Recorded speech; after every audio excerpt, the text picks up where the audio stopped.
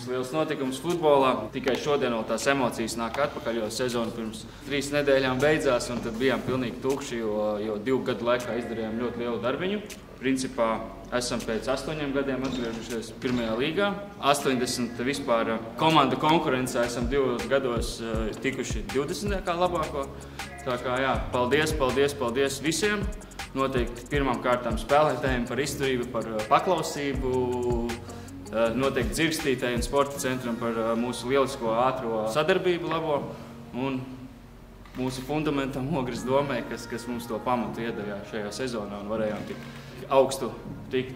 Paldies tiem mūsu trakiem kolektīvam, kas tiešām traku darbu 2 gados ir paveicis un brīžiem gājis pāri visiem limitiem un pāri tādām saprāta robežām, lai sasniegtu to, ko mēs esam sasnieguši. Es pirmkārt jūs apsveicu ar pirmo līgu un novēlu būt tikpat trakiem un turpināt saņemt arī atbalstu no faniem, kas ir atbalstījusi Ogrē un trenēties un piesaistīt jaunus sponsorus. Tas ir izaicinājums arī sekoja līdzi, kas Latvijā notiek ar sporta jomu un ir izaicinājums jebkuram klubam.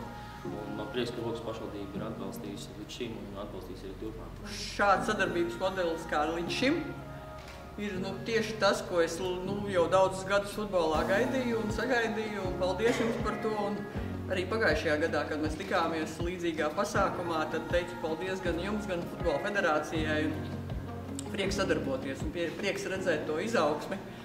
Un prieks redzēt mūsu sporta centra audzēkņus, bijušos, esošos, kas ir šajās komandās. Jūs radāt patiešām piemēru arī citam organizācijām, kā vajag strādāt, veiksmīgi strādāt, un uzreiz jūs varat pat strādājot sasniegt tos augstākos rezultātus.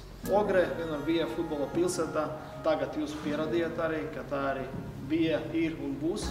Viens ir šīs medaļas un šie sasniegumi, bet otrs rezultāts ir mūsu pilsēta, mūsu jaunieši, mūsu bērni, kas spēlē futbolu. Viņiem ir, kur atnākt, apskatīties uz saviem alkiem, uz varoņiem, par kādiem viņi grib kļūt.